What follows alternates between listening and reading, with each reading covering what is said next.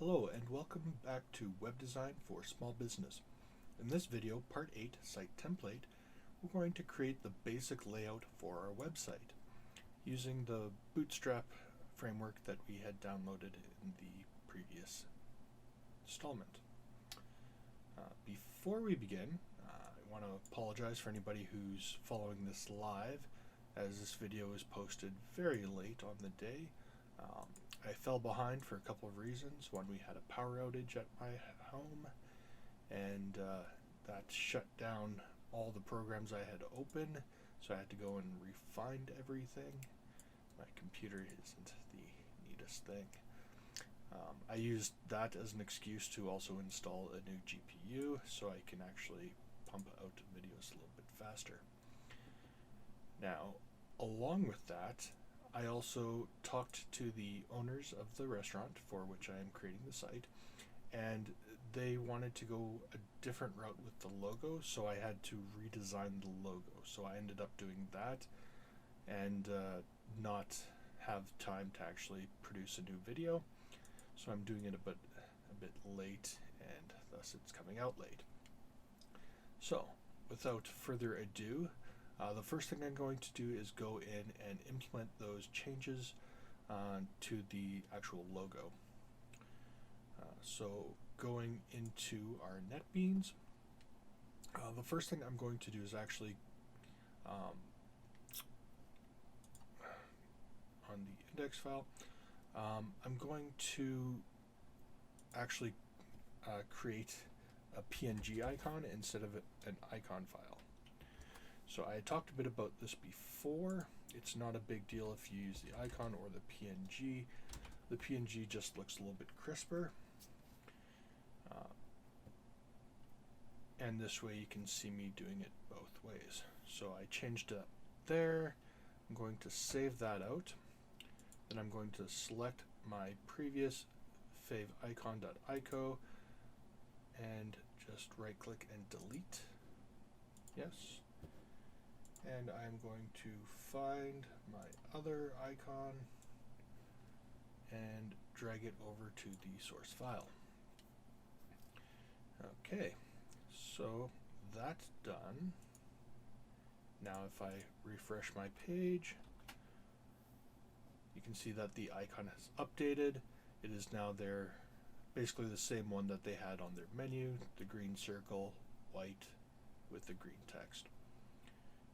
Okay, now we're going to continue with the same color scheme, but I did have a couple tweaks that I decided on late in the game.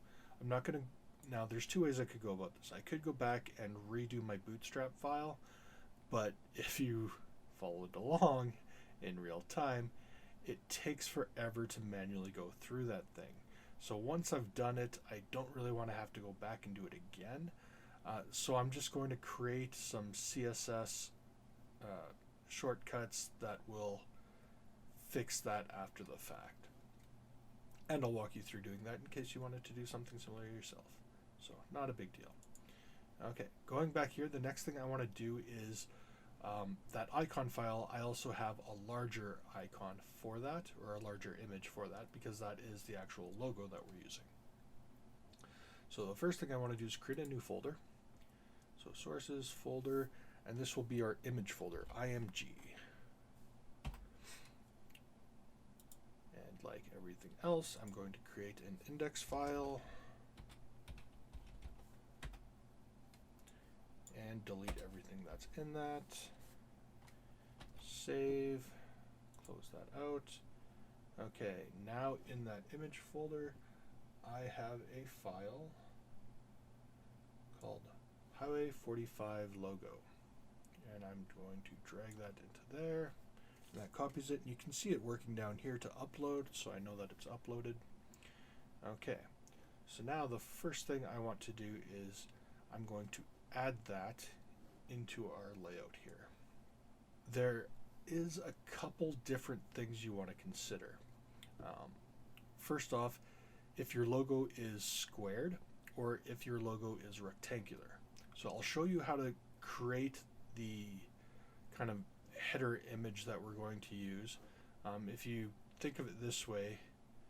Basically what we're going to end up doing is create a banner at the top, and then just under that a horizontal menu, and then the body of our page. So that's the basic layout that we're going to work with, and it'll make more sense once we do it and look at it, and I can explain kind of as we're going along, but that's the general idea of what I'm working for. So if you have that rectangular logo, you basically want that up and center in the middle of your page up here. If you have a square icon or a square logo like what we're using for Highway 45, I'm going to drop it into the left corner, and then I'm going to center the text Highway 45 Restaurant in the middle and use that plain text as kind of the title. And I'll show you how to do it both ways. So the first thing we need to do is work here. So that div, because we're going to have to attach CSS to this, I'm going to add an ID of header to that div. Next, I am going to add an image. So underneath that image, and the ID for this is going to be logo.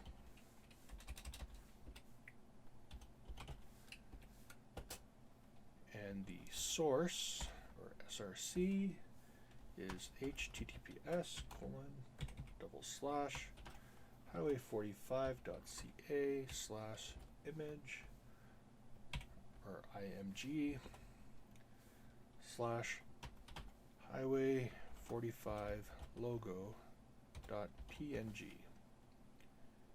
Okay, now after that, I'm also going to create something called an alt, which is basically alternative text. So if the image doesn't load, it will have just kind of that empty image placeholder logo that you may have seen. It looks like kind of an inverted box with a little image icon in the top left, and then it'll have text across it.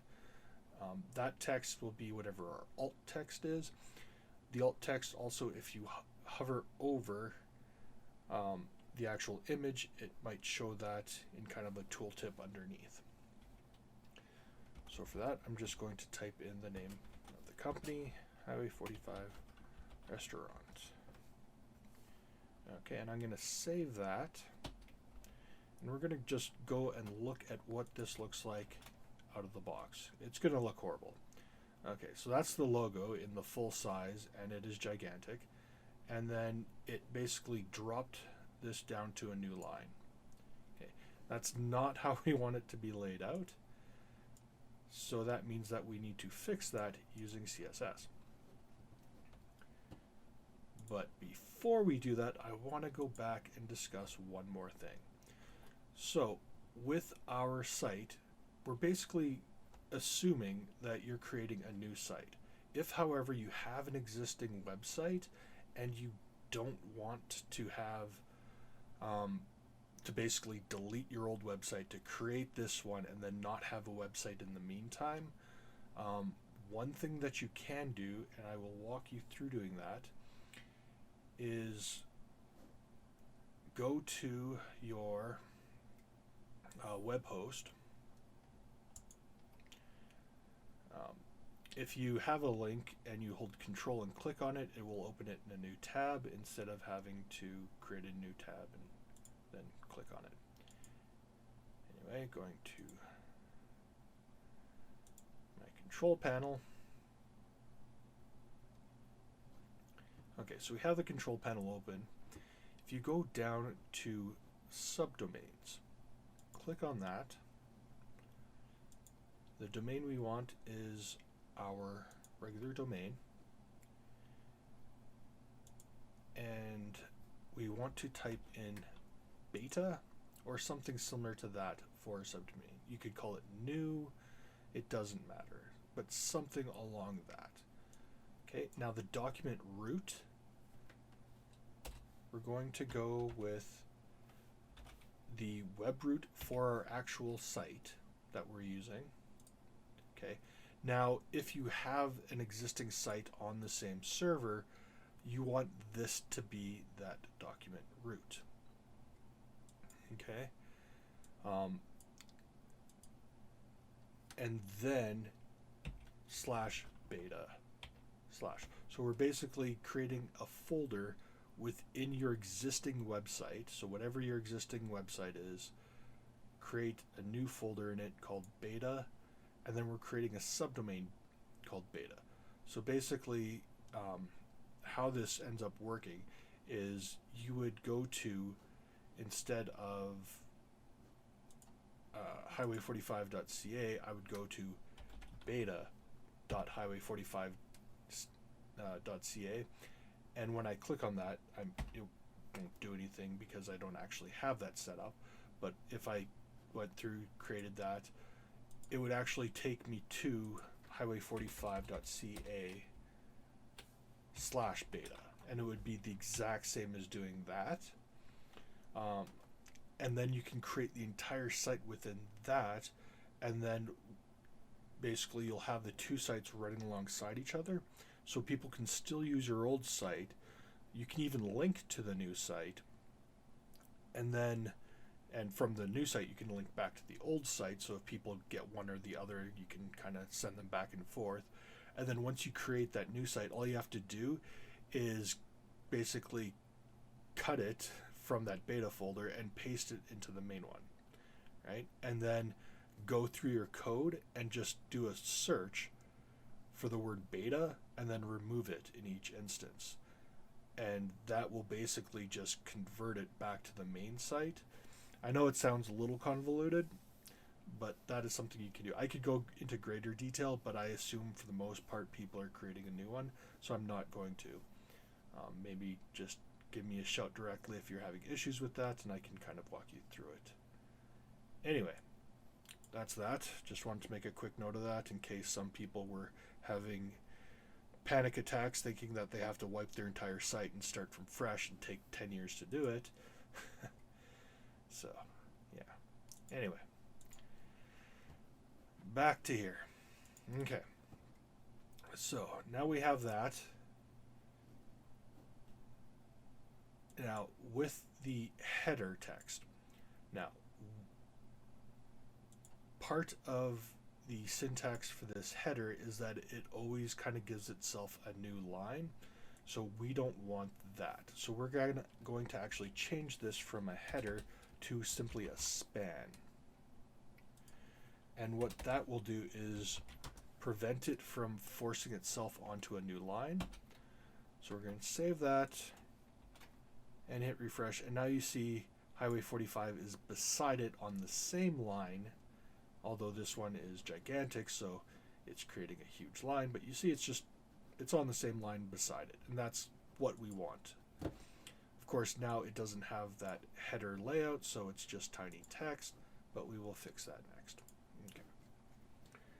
So going back,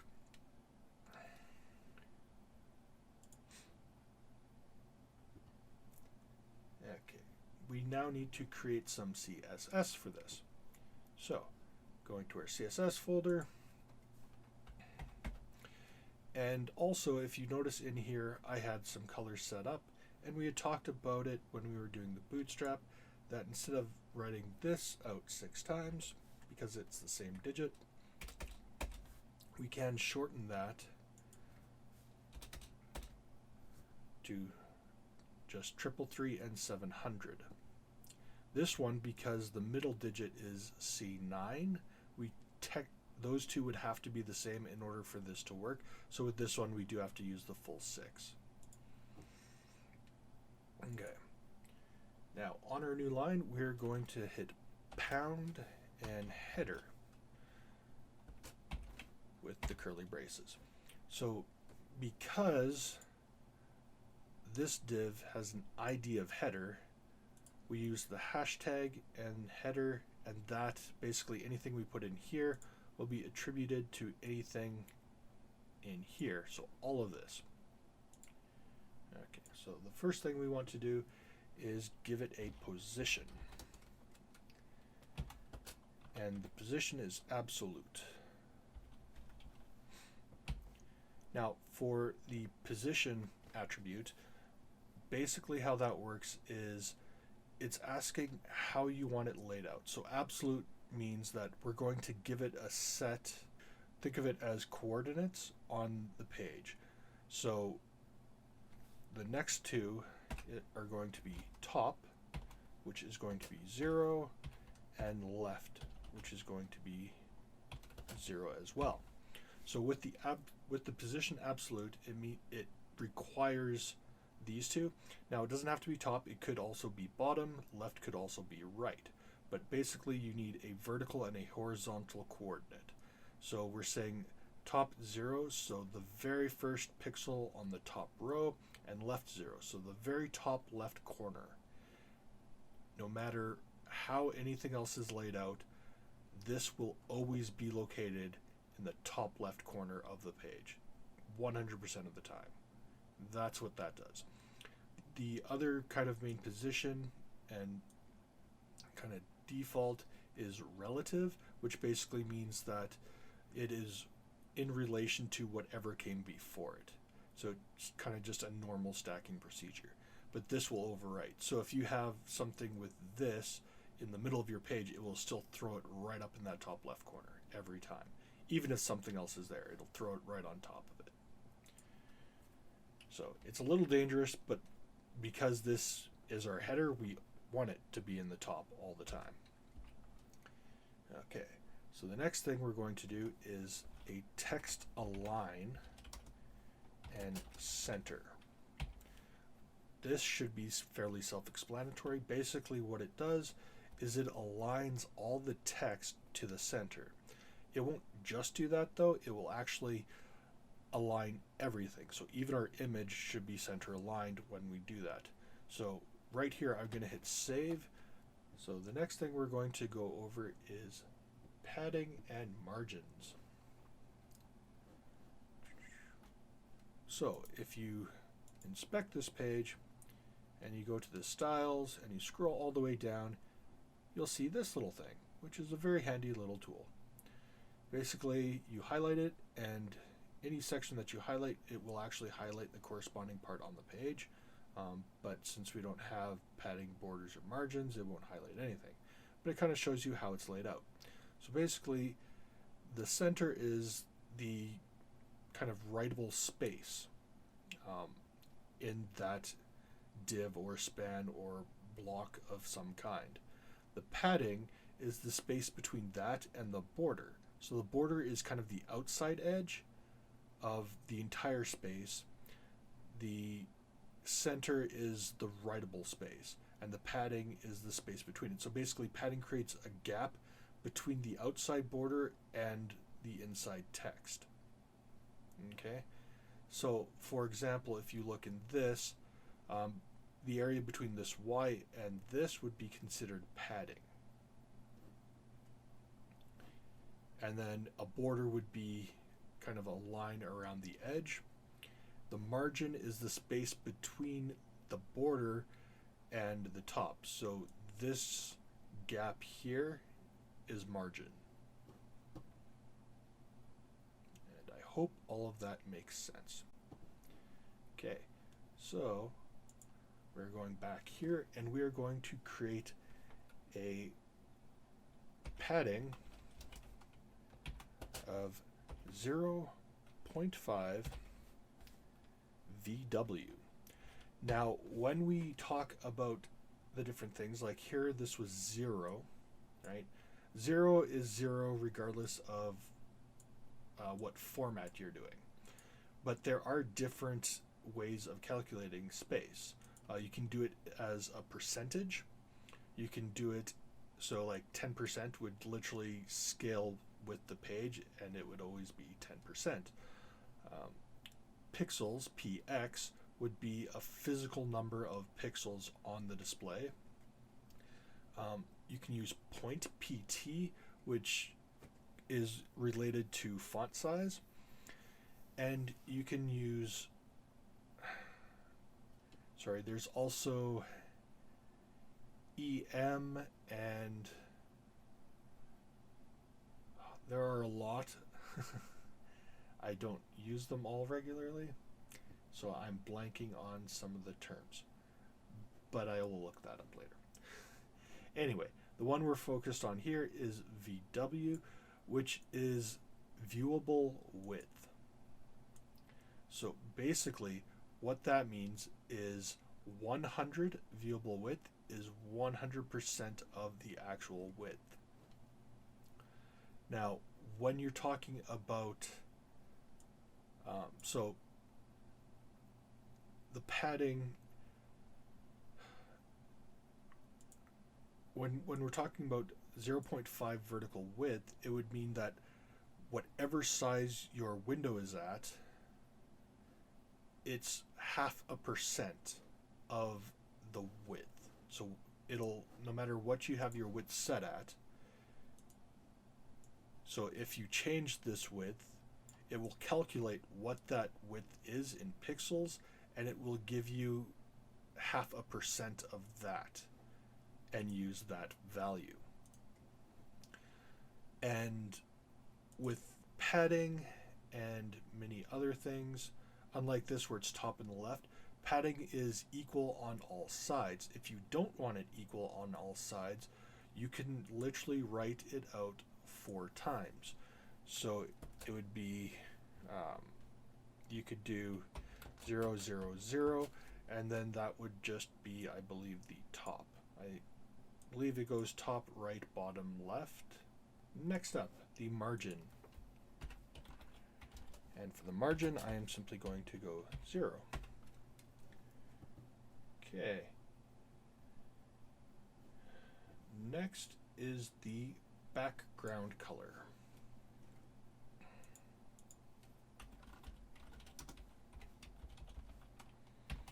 Again, remembering that color is spelled without a U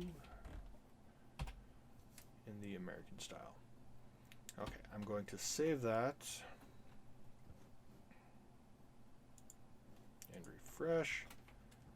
And you notice now that color is a gold.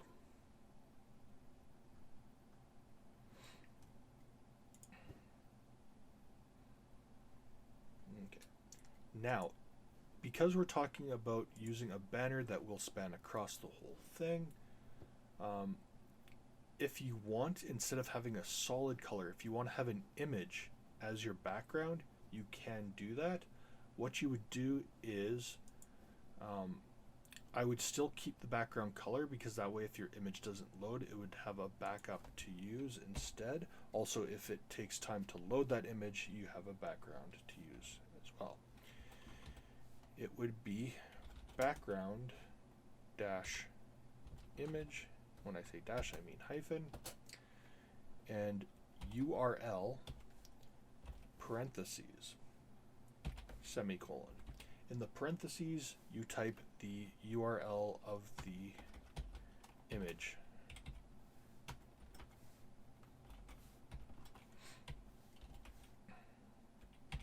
And then whatever your backdrop image is named. So if it was backdrop.png, you would copy that image into your image folder and then put that in there, and then that would actually show up. To use an example,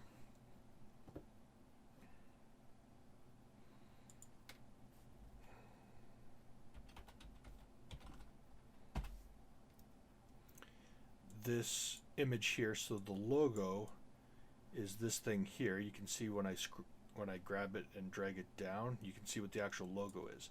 And behind it is this hedge, and that hedge is an image. So it works kind of like that. But for our use, we're not going to have one of those, so I don't need that line. So I'm going to delete that. Now this is an important part. The width, we want to be 100%.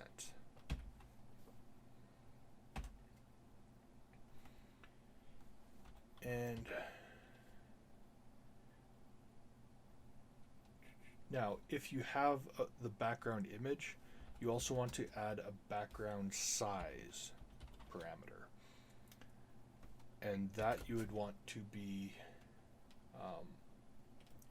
If you want it to be the full width, you would do 100% for the width, and then you would do comma, and then whatever you want to use for the height. In this case, we're going to be using 11 vertical width. Now, even though I'm not using the background image, I'm still going to use this because I want it to know the height as 11, because that is important. Okay. Now, if you did use a background, if you did use an image, a banner image for your logo, you don't need to do the rest of this. If you're using text at all, you do. So with my site, we're using text. So I'm going to add a font family.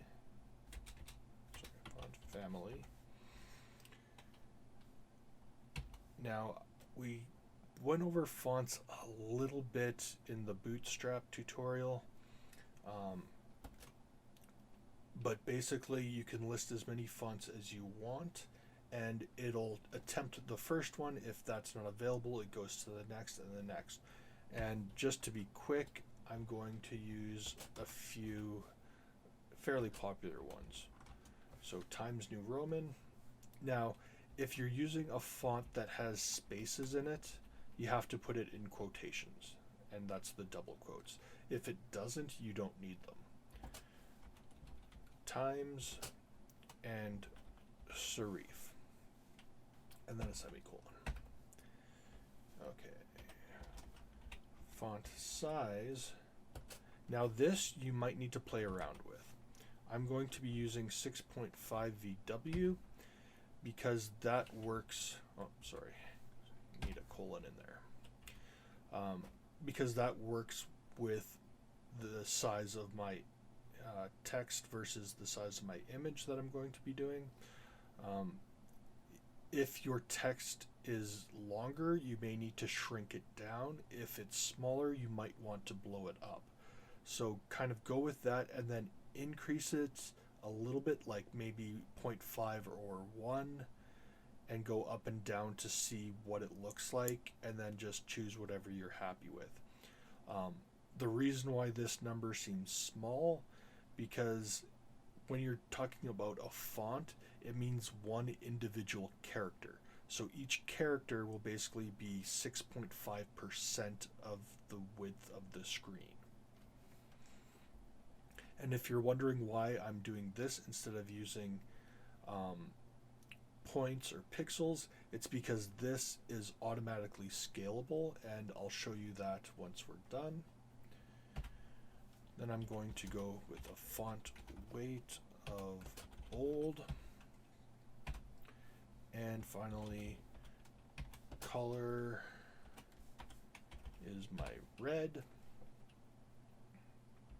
Okay, now that we have the header, we're going to create another one for our logo, because our logo right now is way too big and looks like crap. So margin is 0. Padding is 0. For the height, I want this to be 10 VW.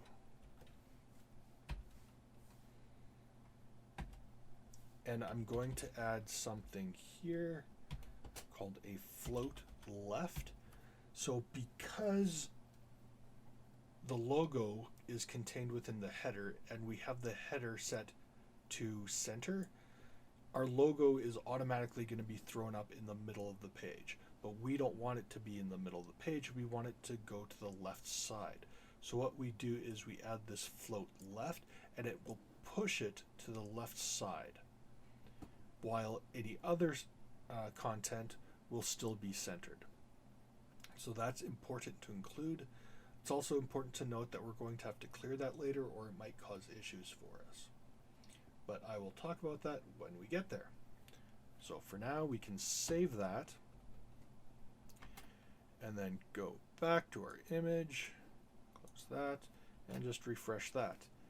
And boom, that looks like an actual header. Okay, now if you had your logo being the full width, you would remove the float left,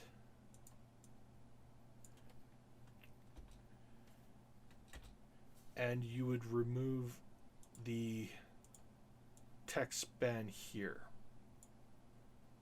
So delete that, and delete that. Save. And then you would just have your image centered.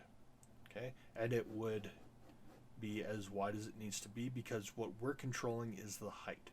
So if with images, if you only select a height or a width, then the other one will automatically scale to keep the image proportional.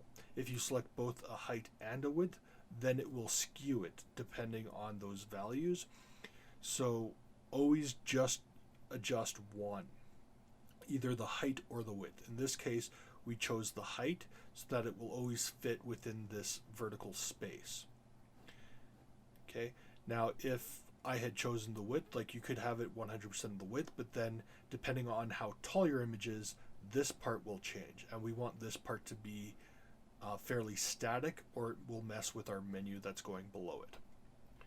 Okay, so I'm going to now go and just undo those last couple changes that I did and save it out to get this back.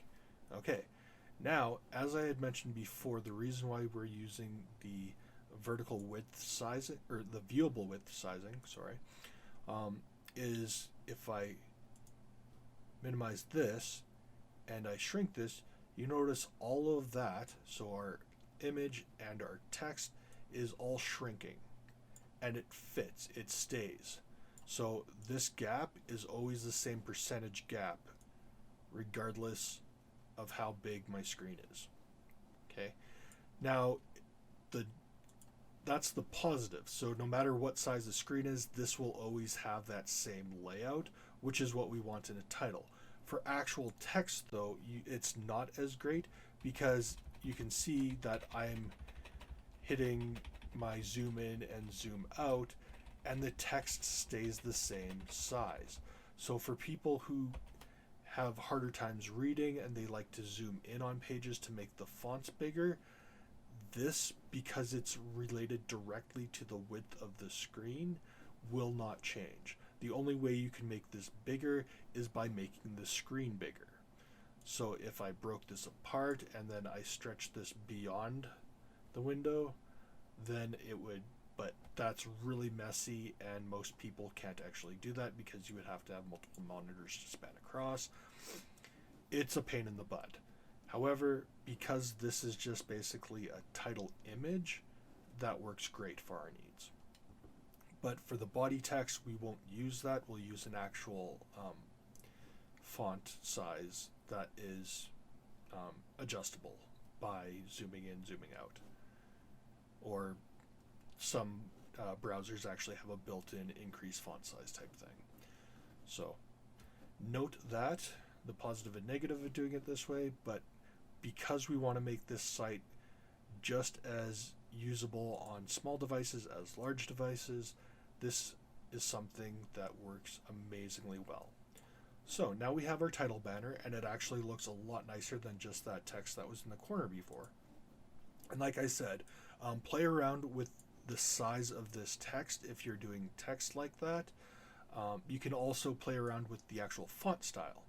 Now, if you want to use a font that isn't mainstream, but you're dead set on that, you can actually install the font, as I had mentioned in the last video, and we will be going over that later, just not right now. There's a lot more that we kind of want to cover to get the site kind of started first. So let's get back to it. Okay, so this is where we're at, and we're going to now create our menu. So underneath this div, we are going to create another div.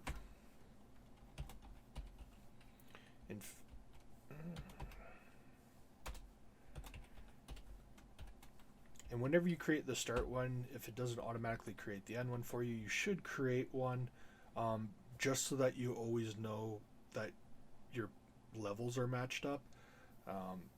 One of the main things you can kind of get into if you do it sloppily and just start creating all the front ones without creating the back ones, or start copying and pasting stuff, is you might lose track of those, and then you'll start embedding divs within other divs that aren't supposed to be embedded, and you start breaking things. So important to keep track of that. Also why we use the indentations. Okay, back to our div. This div we're going to give an ID of body content. Now, the names that I'm giving these things, you don't actually have to give them that name. You can give them a different name. Just be aware of what I'm calling it and what you're calling it if you're calling it something different, because it will matter. Okay, and actually between this, I can create a notation body, or actually this would be menu.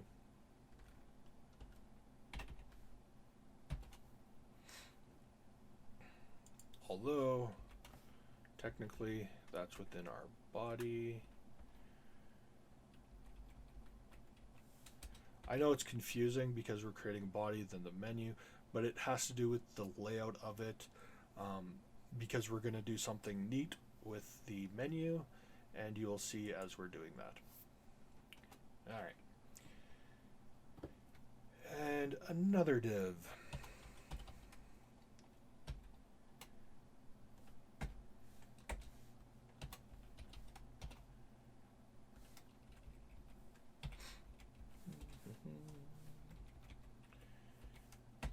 And within this, guess what? Another div.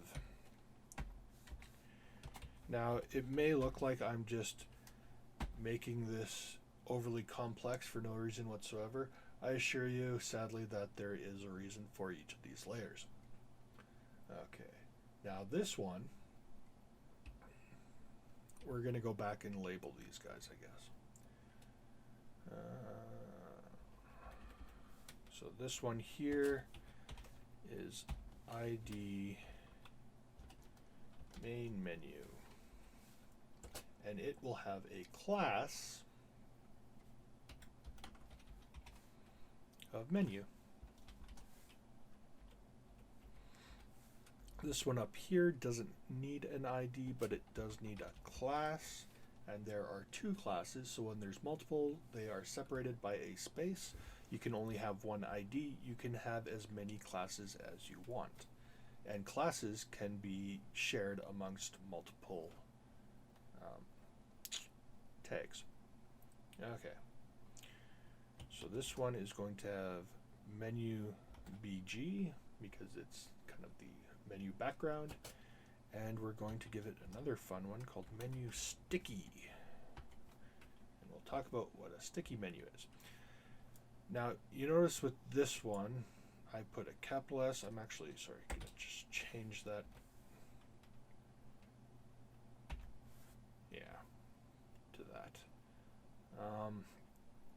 Just to keep with consistency, all the IDs and classes I will keep to lowercase letters, and if there's words, I might separate them with a hyphen. For most of the PHP, I'll use what is called camel caps, which is kind of what that was before. So basically, everything always starts with a lowercase letter. That's kind of mandatory for most code. Then it can have any number of lowercase, uppercase letters, or numbers.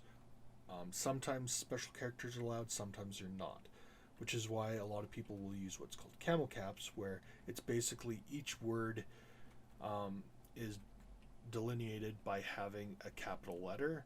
So there's no spaces, just each new word starts with a capital letter, but then the very first one is a lowercase letter. So menu sticky would be spelled like that, but we're going to just go with that. Main menu I kept as one word, but that's fine. Okay.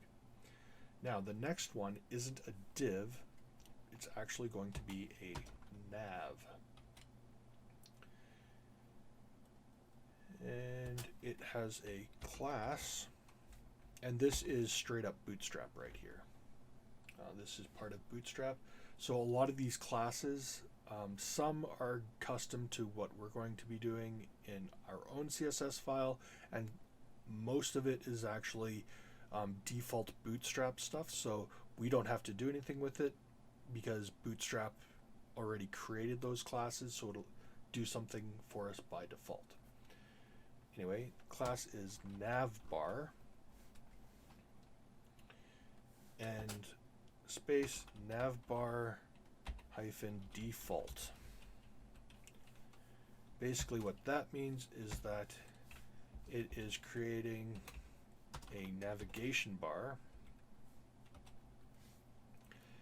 and it's using the default template for that nav bar. If you change that to primary, you would use the primary one.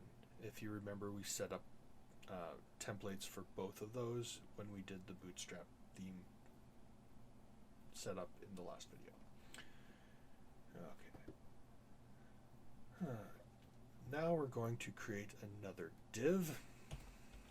If this looks complex, it's because it is.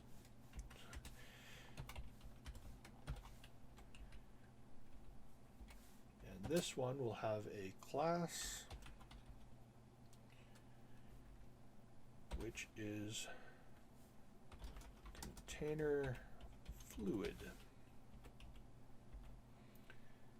Below that, we're going to have yet another div.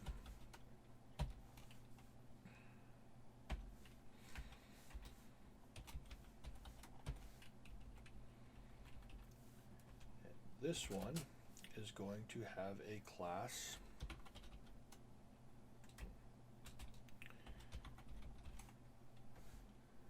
and the class is navbar header, navbar hyphen header. Okay, under that one, more layers now. We've actually hit a peak here.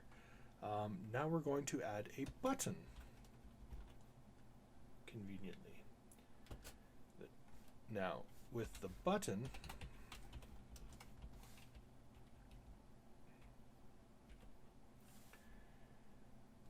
buttons need a type. The generic button type is button. If you don't have button type as button, the default will be submit. So if you have a form anywhere on your page and you have a button that doesn't have a type, when you click on it, it'll probably try to submit that form. Putting the type as button means that it has some kind of other function and to not just randomly submit forms. We're going to give it a class attribute, and the class, it's going to have a couple. We are going with navbar hyphen toggle and navigation. So navigation is one that we're creating. Navbar toggle is from Bootstrap. The next, we're going to have an attribute called data hyphen toggle, and that is going to say collapse. Next, we will have a data target, and the data toggle and data targets are kind of part of a combination of jQuery and Bootstrap. Anything that starts with data and a hyphen isn't kind of a default attribute, it's a custom made attribute. So the data target is going to be pound, pound or hashtag. If you ever catch me saying pound and you're like, what the heck is he talking about? I'm old, and old people know the hashtag as pound because that's what it was called before people called it a hashtag. Deal with it. All right, nav menu. And this one I am going to do in camel caps because this is going to be an ID and it's going to link to something else. So I want that to be in more of a code base. Okay.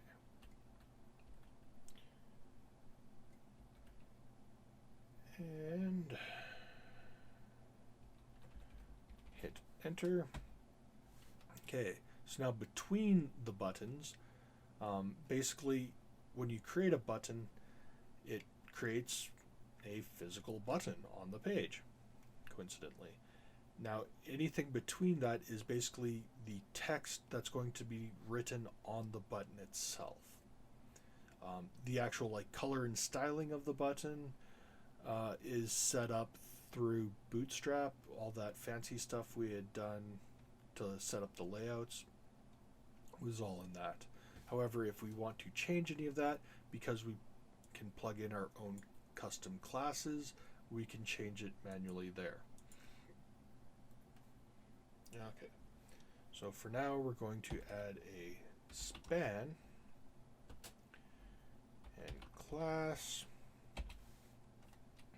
and the class is going to be icon-bar.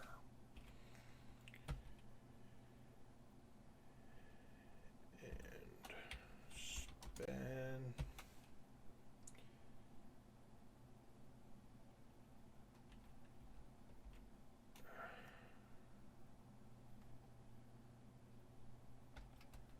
now I'm going to add this. Oh. Sorry. I'm going to copy and paste this 4 times, so there's going to be 4 of those. I'll keep them on the same line. We're actually going to change this later because I think we deleted that when we were creating our Bootstrap file. But basically an icon bar is just a small horizontal line. However many times we add it in a span is how many there will be in a stack, and that creates a little hamburger icon. But we will probably end up changing that to something within our icons, and I think that's actually not going to render if I remember my test run.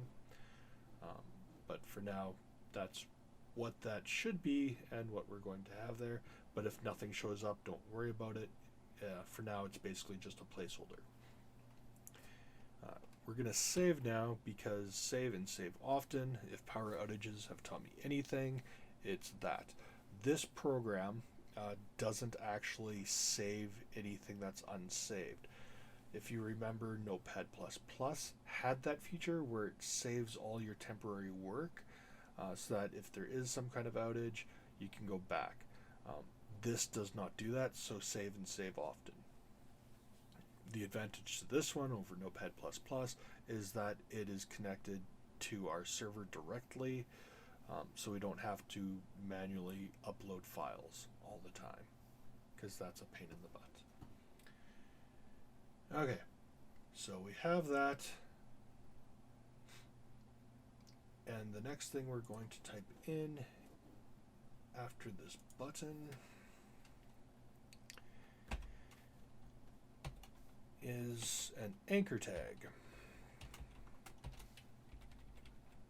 So the A. Now if you remember what I said about these before, this is a link. You can actually create a button out of an anchor tag using Bootstrap's themes, and we will probably do that at some point, just not specifically right now. So this is going to have a class, and the class is going to be navbar -brand and then space and a B. The navbar brand is Bootstrap and the B is ours. Okay. After the class, we're going to have an href because any anchor tag, if it's going to link somewhere, needs to know where it's linking to. https:// and this link is actually the link back to our home page, so that wherever we are, we can always go back to the home. So this one is simply going to be highway45.ca. And we're going to have that trailing slash at the end because that's good practice to always do. Although it's not actually needed. Put that in there. Okay. Where are we? Okay, there we go. Now, basically anything we put between the anchor and end anchor tag is going to be our actual link. So what's visible? What we have to click on in order to go to this site. Now, what we want for this site, to be clicking on, is our logo again. But we want, and this looks especially better if you have the banner logo, but slightly redundant in the case like ours, where we have the square logo in the corner, because now we're going to have that same logo just smaller in that same corner. But we're going to use the fave icon. Okay, so for this we are going to create an image tag. And if you remember, the image doesn't have an end tag, it's just image, just the start tag. And it will have the src or source.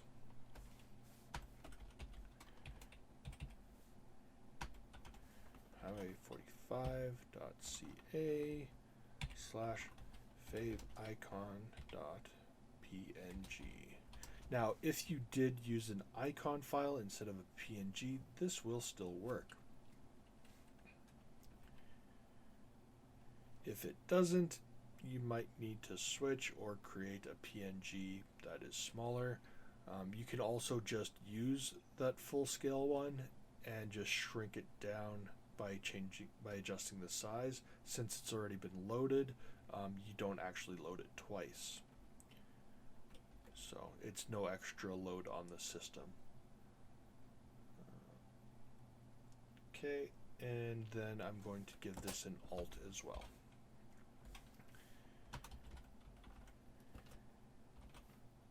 Oh, and sorry, the alt for this one is actually just going to be home, because we want people to know that if they click on this, it brings them back to their home, to the site's home page. All right, now the last thing we're going to do is we're going to give this a height attribute. Now, normally we would do this within a CSS style, but because it's an image can take height and width parameters as attributes and execute them as needed. And like I said earlier, you only want to assign one. If you assign both, it will skew, and just assigning one means the other one will automatically adjust to scale in proportion. So we're going to give it a height of 100%. What this means is that when we have our navigation bar, this icon will adjust to fit 100% of the height, no matter what size it is. So it will basically just auto fit to the menu, which is super convenient for us. So it doesn't matter what size this image is, it will fit. If it's a lot smaller and it's scaled up, it might look choppy, in which case you might want to use a larger image and have it scale down. All right. So that is the end of this one. So this navbar header. So now underneath this, we're actually going to create a new line, and we're going to create another div.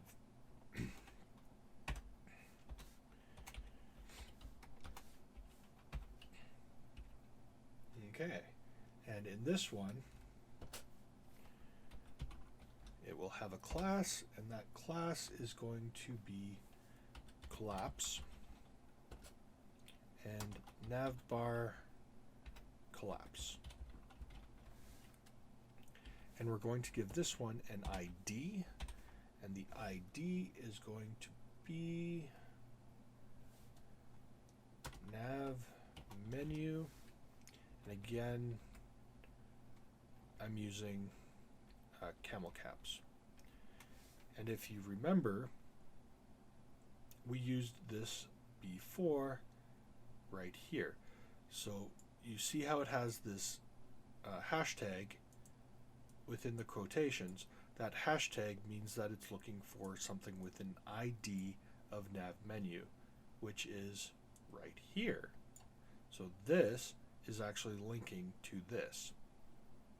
And we'll go over why and what that actually entails once we finish typing it all out. So now underneath this, we are going to create a UL. Now this one is new for us.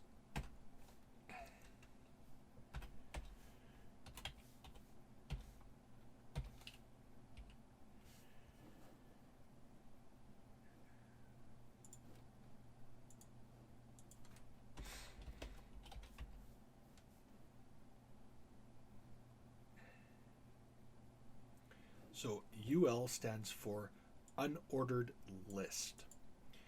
And the subtags of an unordered list are list, or LI items, list items, LI.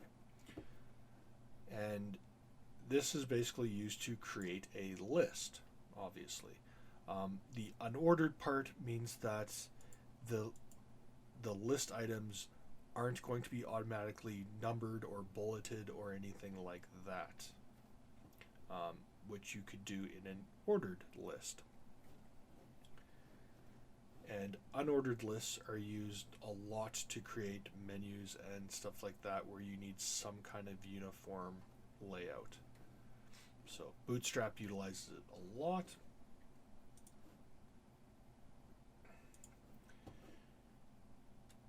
So in our UL, we are going to add a class. This class is nav, and this is all Bootstrap stuff right here. Navbar hyphen nav, and then navigation. Okay, and again, this last navigation part is going to be our custom CSS, where the rest is Bootstrap. So under the UL, if you remember, I said we then have LI for list item.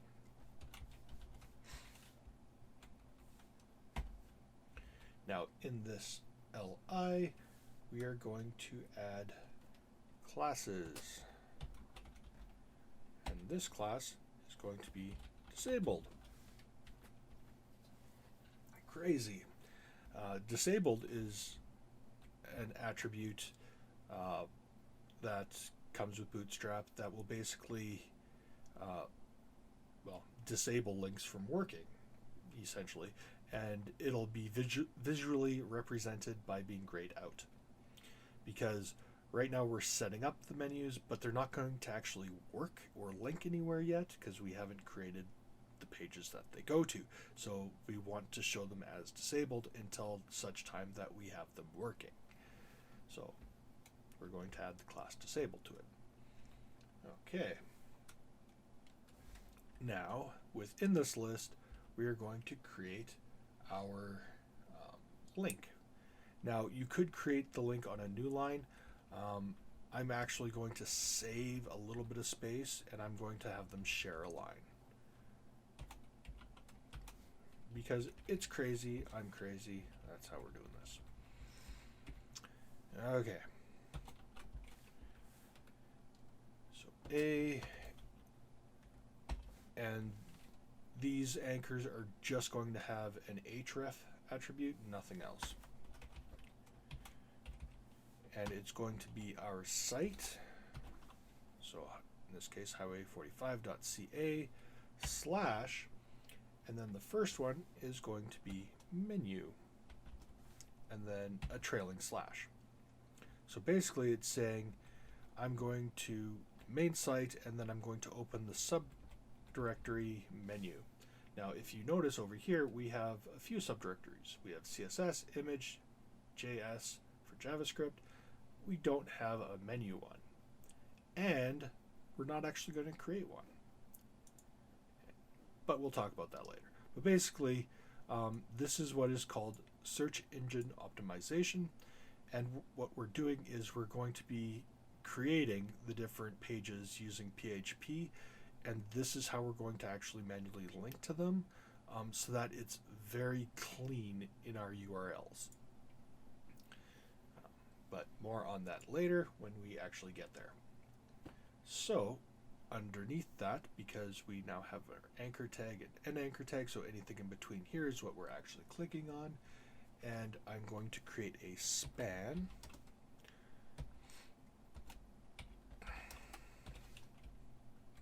So basically, when you click on this span, it activates the link. So I could have multiple items within here. The span class is going to be navigation. And in here, I am going to have,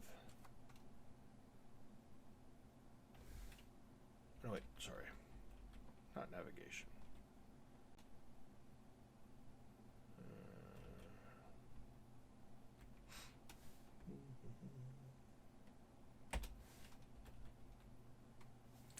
Sorry. Within the, not going to have anything actually in the spans for classes. We're just using it as a container. So the first thing I'm going to do is add a no block space. So it will have a space to start with. And then after that, I'm going to just write the word menu. So it'll be a space and menu. The spaces aren't necessarily to space out the items, as it is later we're going to add icons in front of them.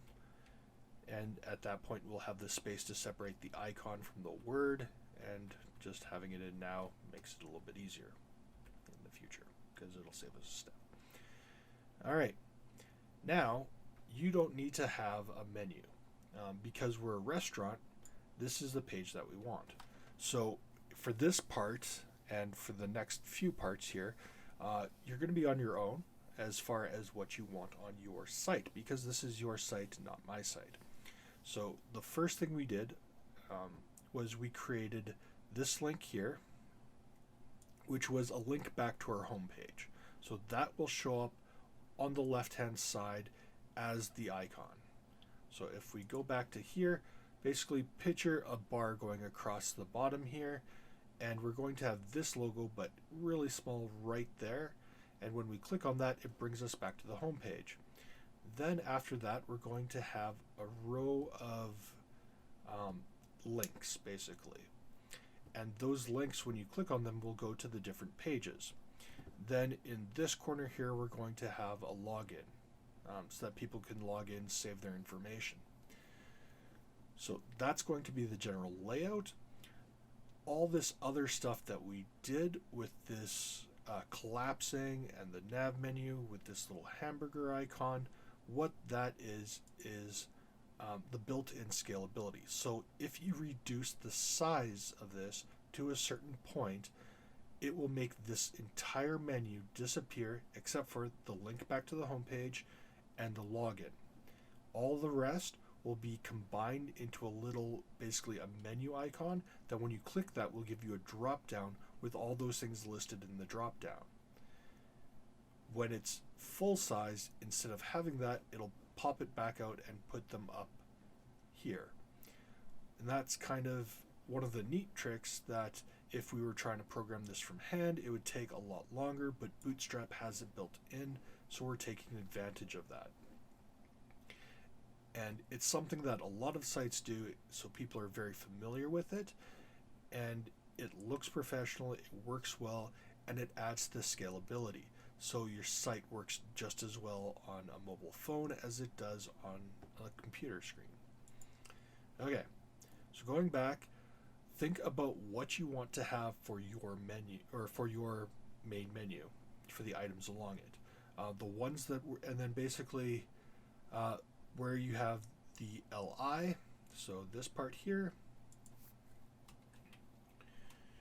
these lines, click on, and you want to not click here, right in front of the LI, but at the far left edge where all the tabs are. Hold shift and hit down 3 times to highlight those 3 lines. You'll notice that the 4th line with the UL end tag will have this kind of gray highlight. That's just showing that the cursor is on that line, so that you know where your cursor is. It's not actually selecting that line. Okay, then you hit Control C for copy, and then we're going to paste that, and paste it as many times as many items as you plan on having. Now, if you're not sure what you want to have for menu items, a good rule of thumb is use as few as possible. If you have too many, it can do multiple things. One is it will actually take up more than one line, which looks messy and unprofessional. It might be too convoluted, and people get lost trying to figure out where they're supposed to go for information. Keep it simple, keep it short. So if you can combine a few different things, combine a few different things. For my specific use here, we're going to have a menu. Then we're going to have one called location. And this will be where we have the address for this for the restaurant. It will have all the contact information for the restaurant, all that right in there. So anything about where it is, how to get a hold of them will be in there. The next one is going to be order. Like, you might want to break apart something like the physical location from like the actual contact page if you want to have a separate thing for that. If you want to have a page about different staff members and little bios on them, you can do that. I mean, it's really up to you. If you have products and services, you might want to break those apart. Have one for products, one for services. It's really anything you want. It doesn't matter. We can make as many or as few as we want. I don't even necessarily need to have an order one, but that's basically the shopping cart type thing. So if with the menu, they can see the menu, they can add items to an order, and then the order will basically bring up everything that they had checked off, and then they can quote unquote check out and order the food items. And the last one is going to be admin. Now, the reason why we need an admin section is we are going to create a back end to our website. Because when we want to make changes to our website, we don't actually want to have to go in and manually edit code all the time. So what we're going to do is we're actually going to create a section on the site where we will create tools to easily change and modify the information on the site. We're basically going to create our own editing tools.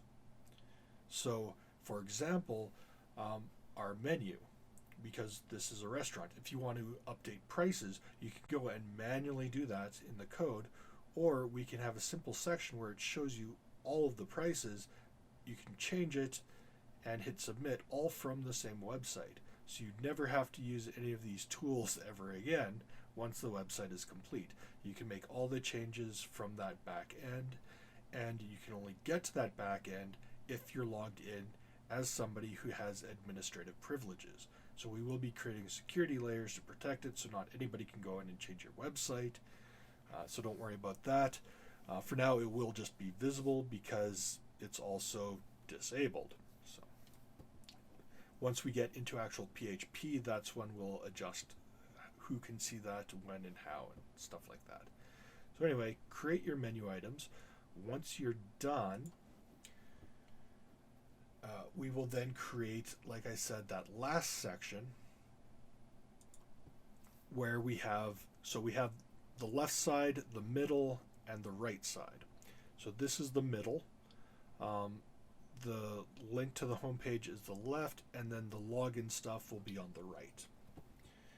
It doesn't necessarily have to be in that order. You can change it if you want, but this is kind of what most websites use and people are familiar with.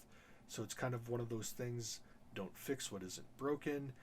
If people are used to one way of doing things and you do it that way, it means that your website is that much easier for them to navigate. And one of the biggest things, I know even myself, I find this, if I have issues with somebody's website, especially if I'm trying to order a product and I can't because their website has bugs or issues with it that prevent me from doing that, I will get frustrated and I will literally just go to a competitor and shop there because the experience on their website made me not want to shop with them. So, and I'll give a great example. Pizza is my favorite food. I order a lot of it. And if a pizza place's website makes it extremely difficult for me to be able to order online, I will just end up ordering from somebody else because I don't want to have to deal with their website. Even if their pizza is 10 times better, I will still get lesser quality food because they have a better website. That should tell you something about consumers and why it's so important to have a good functioning website, which is what we're creating. So, yay for us. Okay, back to it. All right. Where are we here? Okay. So now underneath this UL, we're creating another UL.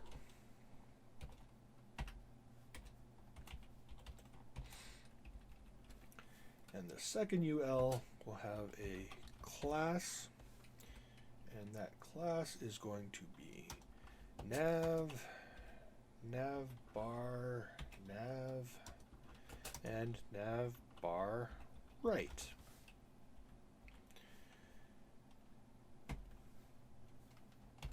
And li class disabled.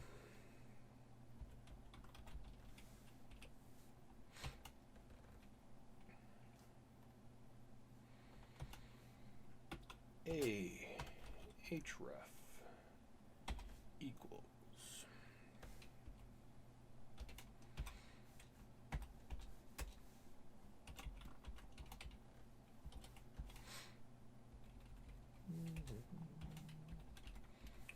and you can see sometimes it auto tabs me out and it likes to annoy me, but it's still a lot easier than working with most other programs I found. Anyway, back to it. HTTPS highway45.ca/ and this one is going to be register. So this is the link that people click on to create an account on your site. So you can store their information. It helps with client tracking and all that fun jazz that people hate. But it also creates conveniences where you can store their information. For the case of our menu, we can actually save their orders. So if somebody wants to reorder the same thing they had the last time, it's one click away and boom, their last order is there. They don't have to type everything back in again or find things. They can just click reorder because it remembers what they did because we're tracking their information. You can also get a good idea of your demographic by getting information like addresses and stuff like that, or even just local things like what city they're from, things like that. Contact information, so if there's an issue, you can contact them. You can store email addresses if they give you permission. Remember, especially in Canada, it's illegal to spam, so you need to make sure you get their permission and not have it auto-checked by default that they are going to receive spam. It has to be unchecked. Ask if they're willing to, and then you can send them marketing emails and increase business that way.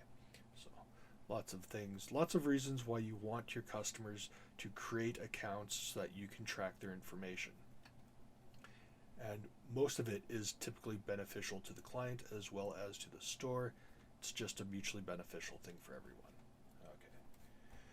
You don't need it though, honestly.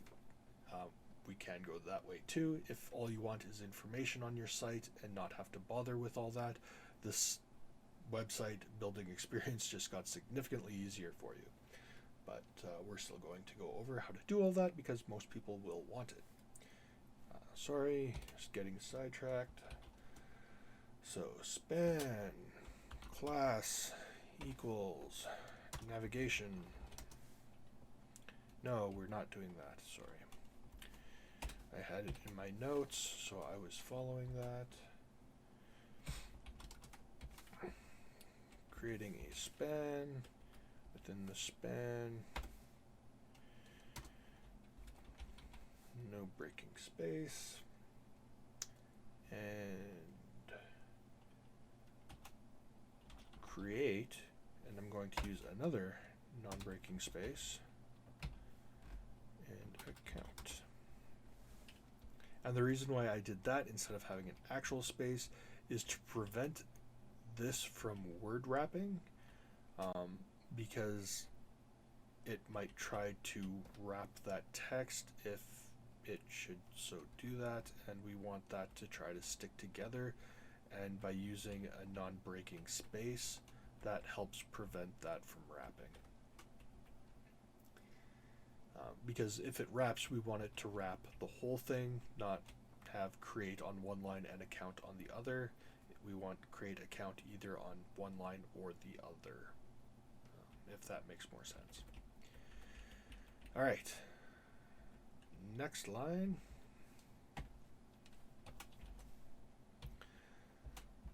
List item.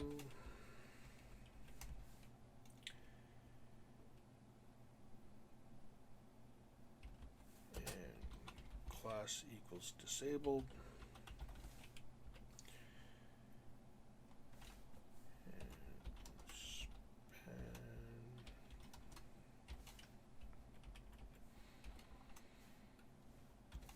Anchor tag.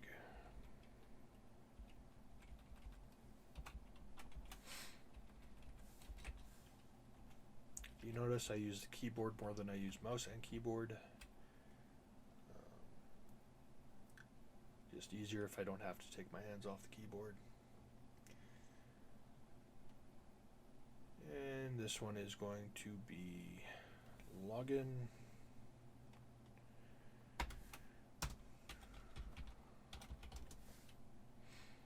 Okay, now for this anchor tag, it's going to be a little bit different because we are not going to have it linked to another page directly. This one is actually going to call a pop-up box. If you remember in the last video, we talked about modals.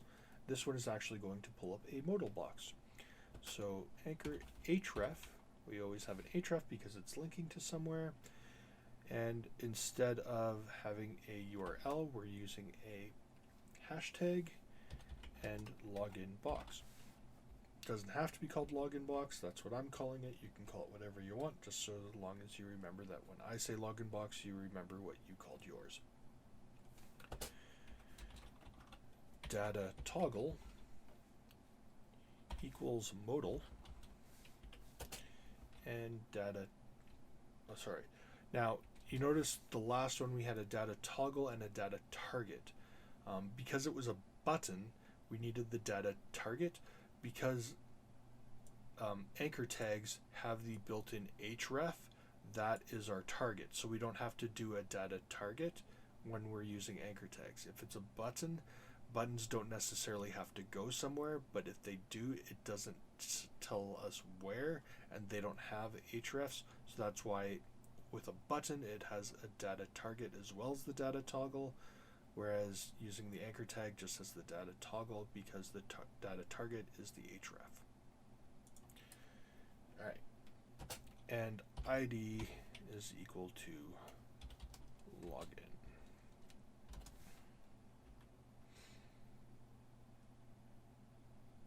Okay, so that will be our login button. Now we go down, down, down, down, down.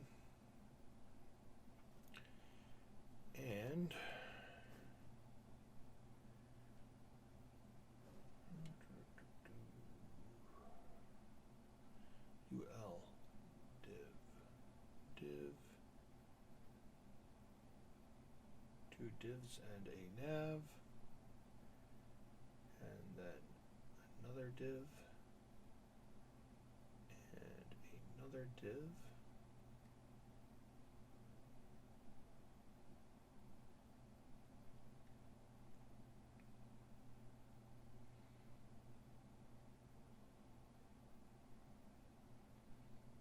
Okay, at this point, so the second last div, we're going to create a new line. Sorry, that's why I was counting.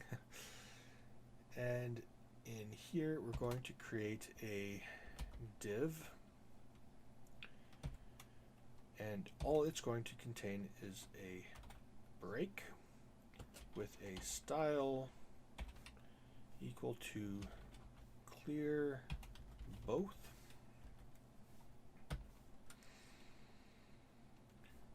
And div, and this is going to do two things. One, it's going to clear out our float left in case we're using other floats elsewhere,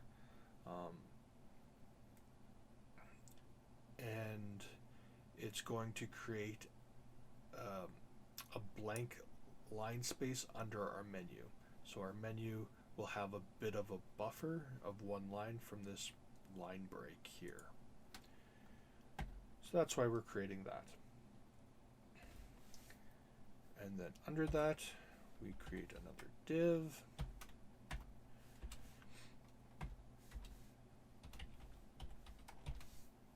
And because this is short, I didn't bother separating it onto different lines. I just kept it all on one line. You'll notice with me, with stuff like that, if it's short enough, I'll just keep it on one line, because keeping things together does technically save on the size of the file, which will make it run and load faster. So if I don't need to visually break it up like that, I typically won't. Sometimes I'll even combine these into a single line. I'll keep the tab spacing, but I'll just double up on these in some cases. But for now, I'll keep it visually simple for everyone so that it's easier to follow along with me. Alright, so, sorry, first we're going to give this a class, and we want this to be a container, and container fluid, and then we're going to give it an ID of page content, and that's going to be camel caps again, so lowercase page, capital C in content. You don't have to call it that, but that's what I'm calling it. Okay, now I'm going to use header 2.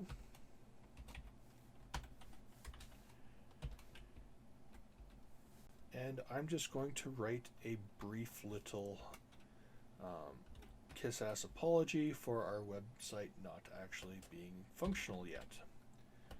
This page is currently under construction. We appreciate your patience. And I'm going to save that. Fantastic. Okay, so now we're going to go to our page and we're going to refresh that. Oh look, it looks weird and awkward and not at all good. So how do we fix that? Well, we still need to add some CSS code. Remember how I said that some of the stuff that we entered here was Bootstrap's and some of it was ours? It's because we're doing some little modifications to make this a little bit more convenient for us. So we need to go in here and add some more parameters. Okay. So the first thing we want to do is do our body content, because we're going to go basically down the list. So the first items down to the last items that we're using. And I typically, anything that affects more than one thing, so like the body, the H1, those actual tags I'll put at the top, and then IDs and classes I'll have underneath that. typically in the order that they come on the index page. And if it's not in the index page, if it's not widespread throughout the site, I might even just isolate it to the single page that it's being used on. Less for CSS, more for things like JavaScript, and we'll get to that later when it comes up. Okay, so first, body content. Actually, this one I'm going to not break apart. I'm going to keep it on one line because it's going to be pretty short. So we're just going to give this a position relative and padding top. So if you remember how I said padding, it applies to all of them, or you can do padding and do each one individually. You can also do padding and then hyphen, and then top, bottom, left, or right to just do one. So we just want to affect the top padding, and we're going to give it 11 viewable width. And why 11? If you remember, that is the size of our background. Also, the header itself has a padding all around of 0.5. So if you think about that, it means 0.5 top, 0.5 left, right, and 0.5 bottom. So in that vertical space, we're using 1 VW as padding, which means that from this 11 we're now down to 10. The height of our logo is 10. Note that that would then fit within this header as 100% because the padding takes away from that height. So because this header is 11, we want this body content, which is the start of our menu, we want that to be under the header.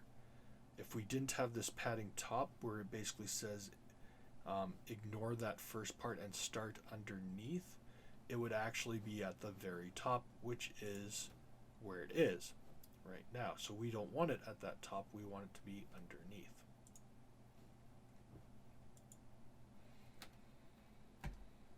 Okay. Now our menu class,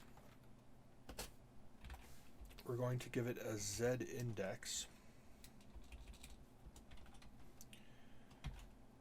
Z hyphen index of 3.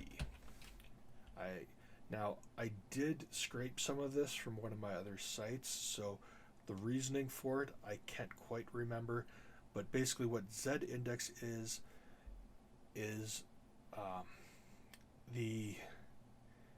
if you think of it as layers, the smallest number is in the back and the largest number is in the front. So everything gets stacked in these layers when you're overlaying things on top of each other. So the higher the number, the more to the forefront it is.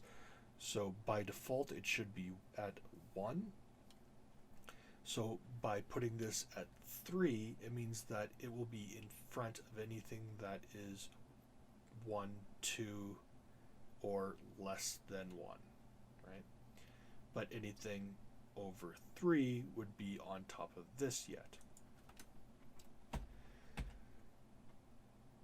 Next is our menu BG, and this one has multiple lines, so I am going to break it down, and we're going to go with a display as an inline block. So inline blocks as a display, basically you have two main ways of displaying objects. Divs are typically displayed by default as a block. Spans are typically displayed as inline. So if you have multiple divs, they would appear one on top of the other. If you have multiple spans, they would appear beside each other. And the reason for that is that. So the inline means it just goes after it in the natural order, whereas blocks take up space, so it would be kind of stacked on top of each other. Not overlaid over each other, as we were talking about with the Z index, but just top, then bottom, kind of going down a line. All right, so inline blocks basically say it's a block with inlining, so it kind of combines the two. If you read the actual definition, look it up on w3schools.com. Kind of gives you more detail if you want to get into how specific things work. But for now, just kind of follow along, because it might be getting into a little bit more advanced than what you need to actually go into. Background. Now this part is actually not needed at all, but it adds an effect that I specifically like, and I will explain what that is. So the background, we're going to add a linear gradient, which basically means that the background behind everything that we have in it will have a color gradient that will go from the first color to the second color. The second color is fully transparent, and the first color we are going to make 000, 0.3. Basically what that means is this is black with 30% transparency going down to 0, or I guess going from 30% visibility down to 0% visibility. So it basically creates a shadow underneath it. It's a nice little visual effect. You don't necessarily need it, but I like it because it helps distinguish the menu from the rest of the page. The width, this is extremely important, 100%, because we want it to go across the entire page. Height, also extremely important, because we don't want that giant blob that was there before. We want it to be 6 visible widths. Now, I can't remember if the V actually stands for visible or viewport, something like that, but it's basically, like I said, the width of your screen in the part that is viewable. And this one will also get a Z index, and it is going to be something ridiculously high. It is going to be 11. Like I said before, I'm not entirely sure where I came up with these values. I just know that when I used this to create a different site, I had spent months tweaking it back and forth, and these are the numbers I came up with. So I'm just giving you guys the Coles notes here and letting you guys fast track it so that you don't have to spend nearly as much time trying to figure all this stuff out for yourself, and you can benefit from my hard work. Now menu, we called it not camel caps, but menu hyphen sticky.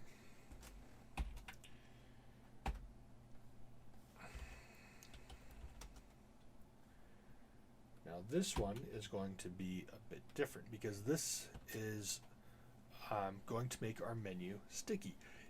That doesn't really sound good, but I assure you it's something that will be actually really cool once it works.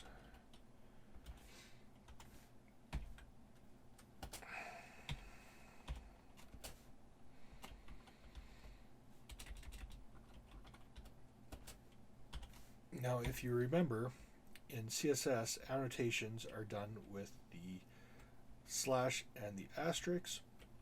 Now, if you remember back when I talked about how you should download every web browser and use them, there is specific reasons why.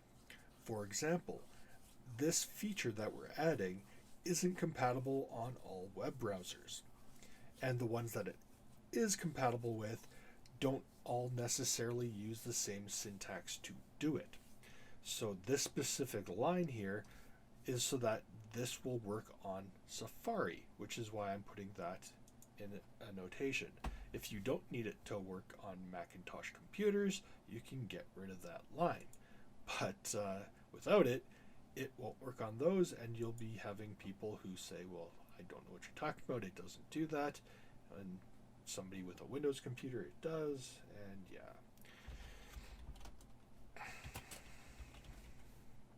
Because everybody else just uses sticky, and they have to use the -WebKit-sticky because it is installed through a WebKit.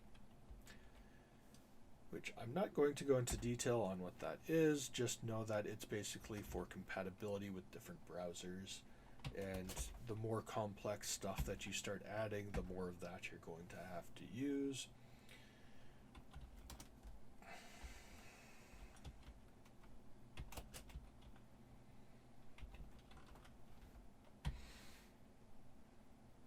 Okay. So the align self flex start, I honestly don't even remember what that does specifically. Top 0 means that we want this to be at the very top of its parent item, which is the menu BG. So this is basically our shortcode to make this always on the top. Now I am going to add one more thing. If you remember, I had navigation and a bunch of stuff. That's because I wanted to adjust some of my code. So you do not have to do this part. In fact, anywhere where we had the word navigation, if you want to get rid of that, you can. It was just my way of being able to quickly go in and change some of the details. So what I wanted to do was... Oh, and by the way, what I'm doing here, there's two different things. So when you want to apply the same thing to multiple items, so whether they're multiple classes or multiple IDs or even just multiple tags, you can do that by just adding each one, separating it by a comma, and then having your stuff in the curly braces after the last item, and it will apply it to all those items.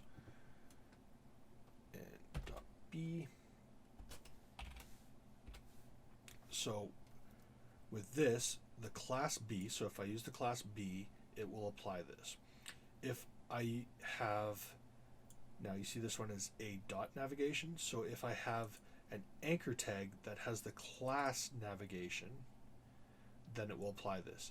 Anything, regardless of what it is, with a class of B will apply this. And then if something has a class of navigation and underneath that tag or in the next layer in the hierarchy, any anchor tag will have that. So basically, if I have a bunch of links and I have a parent element to those links with that navigation class, it will apply it. Or if the anchor itself has the class navigation, it will apply it. Or if it just has the class of B, it will apply it. And the reason for that is because we are going to do font weight bold. So if we want to quickly make something bold, we can give it a class of B and make it bold. This is a little shortcut I do all the time, but I just also wanted to add my navigation things to it. And then I'm going to do another one like this.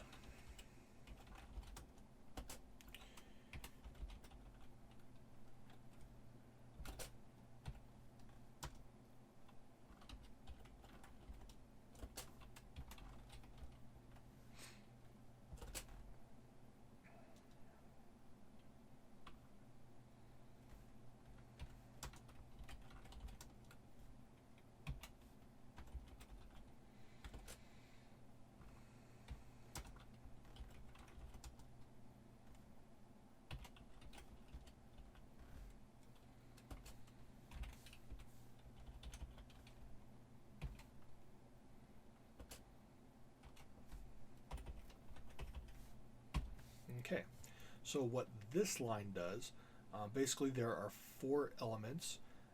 I basically just copied this where I had the a.navigation a and the a.navigation.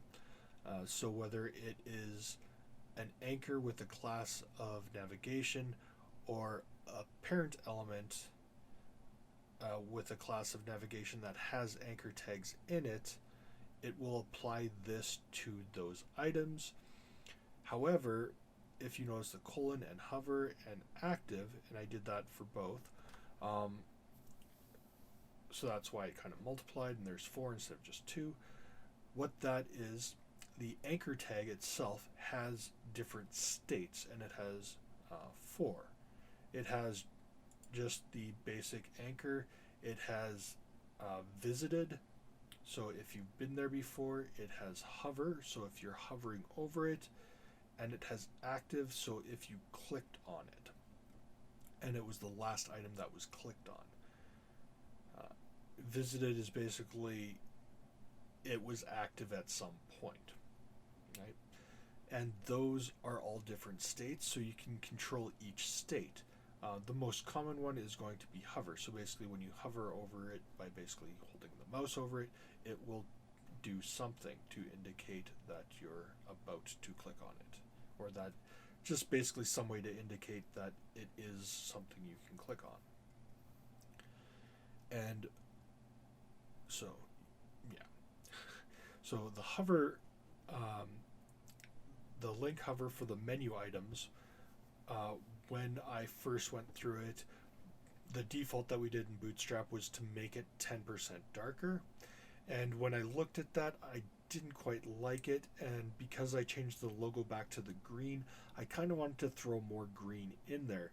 And because the menu has that gold background, I figured a nice way of doing that was if I mouse over that, instead of having it go from red to darker red, if it went from the red to the green, that might be more visually interesting, and that's what this code does. So you don't necessarily need to do this. If you're happy with the way your Bootstrap work, you can delete these. You can delete any class that said navigation in your entire index. Anyway, we're going to save that now, and we're going to go back here and we're going to refresh that.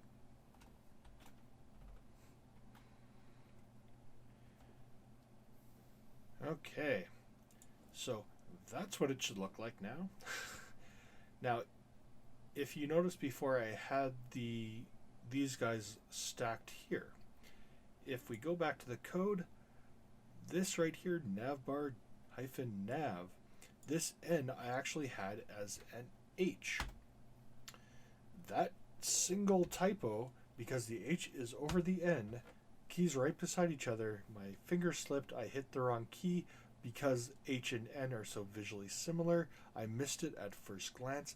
That typo broke that entire code and destroyed my layout. That's the kind of stuff that happens all the time. And trying to find that and fix that can take as much time as what it took us to do the entire thing. Which is why I told you at the very beginning, the biggest part of this is troubleshooting. You will spend a lot more time troubleshooting than anything else. So saving that as navbar -nav as it's supposed to be, and then refreshing. This is now our page. Okay, so you see our logo, Highway 45 Restaurant. We have the little icon there. Like I said, it's a little redundant, but not too big. When we click on that, and it is a link we can click on, it brings us back to our main web page. These menu items have the little "do not click on me" angry sign. If you click on any of them, however, because of the way it's actually set up, just because it's grayed out and it shows that little no icon, you can still click on them, and it will take you to those locations. We can do other stuff to make it so that when you actually have that disabled, it won't click on anything. The other thing that I didn't do is when I changed the names of these, I didn't actually change which folder they go to. They all say menu, so I'm just going to quickly go through that now and update all of these, because each one should go to its own section. The admin one, if you want to make it slightly more secure, it doesn't have to actually say admin, it can be anything else, but it doesn't matter because the security isn't on the link. Yes, we will hide the link if they're not at admin, but when we actually go to there, if we're not logged in as an admin, it will just kick us back to this page anyway. So security wise, it's not a big deal if they can see that. Alright, so saving that, go back, and if we click on login, that actually won't do anything because it's designed to go to that. So I will actually talk about that while we're here. When you have an href that has that hashtag mark, that's actually looking for another anchor tag that has an ID, or sorry, a name of login box in this case. So it's a way of linking within a page from ages ago, but it's something that we can do to access modals currently. Alright, so one last thing I wanted to show you before we go, the scalability that I was talking about. So now that our site is done, you can just shrink down that browser and then scale it in, and you notice that once we get to a certain point, all of our menu items disappear aside from the icon, and what we get instead is this little box. Now remember how I said that there were supposed to be horizontal lines, but when we got rid of the glyph icons, we also got rid of what those lines were, so we didn't download that with it, so we will have to come up with something to replace that. So that's our first step. So we're going to go back into NetBeans, and this line here where it spans with icon bars, we're going to get rid of all of those except for one, and that one we're going to remove the class, and for now we're just going to type in the word menu. Save that and refresh, and now we have menu. However, you notice when we click on it, it doesn't do anything. This was a super fun bug I found, and unfortunately I've seen it before. Now this is what happens when we mix some new with some old, and it comes down to versioning. So we are using the latest version of jQuery and an old version of Bootstrap. We are using Bootstrap 3, and we have jQuery 3.5.0. So when we have a bug like this, where this clicking on this menu does absolutely nothing, right click, go to inspect, go to our console, and we see a whole bunch of errors. Now you'll notice that these errors point to a couple things. They point to our bootstrap.min.js file and our jQuery 3.5.0.min.js file. Basically, Bootstrap JavaScript file and jQuery's JavaScript file aren't talking to each other properly, and they're having disagreements with what to do, so they do nothing. That's not good, and there were 19 of those same uncaught errors. So when you have errors like that, it means it's broken and it's not going to work, and 19 is every time I click on that. Basically, it's giving me the same error. So how do we fix that? Well, unfortunately, it means we either need to upgrade our Bootstrap or downgrade our jQuery. So we're going to downgrade our jQuery. Now, with these files, there are two ways of getting them. The first is we download it, we add it to our site, and we post the link there. But there are other sources. And Google, fortunately for us, actually has some available. And I just copy and pasted from what I had on my other sites. And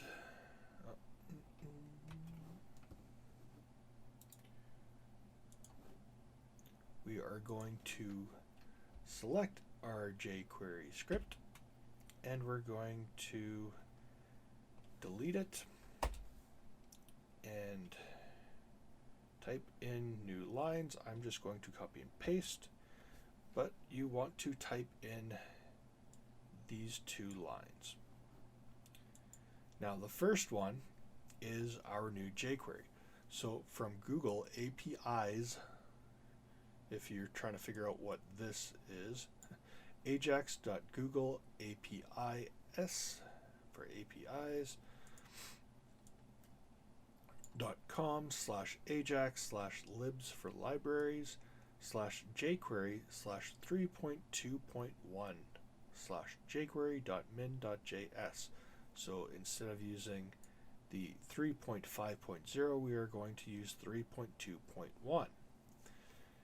The second one you don't necessarily need, but it is a jQuery UI library that adds some UI elements. I use it on all my other sites. I honestly can't remember what specifically it does, and I don't know that we necessarily need it, but if we're going to take this one from Google, we might as well take this one from Google for free too. So once you've made those changes, save it, and then go back to the page, refresh again, so then now we're loading these new files, and click on it, and boom, it does exactly what it's supposed to. It gives us all of our menu items in a vertical list. So if you're on a cell phone, this is basically what you would see. You get this big menu button, you click on it, and it gives you all the other menu items. Okay, so that is how that menu breaks down with that little button that collapses. That's what that collapsing is. So that is built in.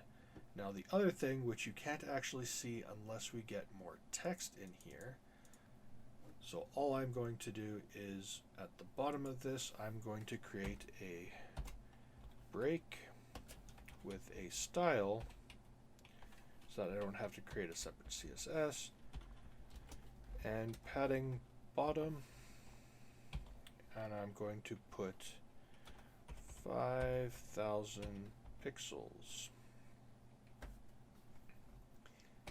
and save. Now when I refresh,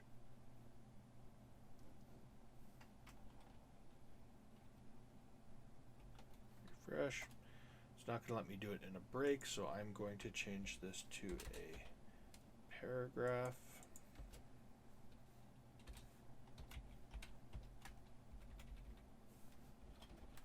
Just call it test. There we go.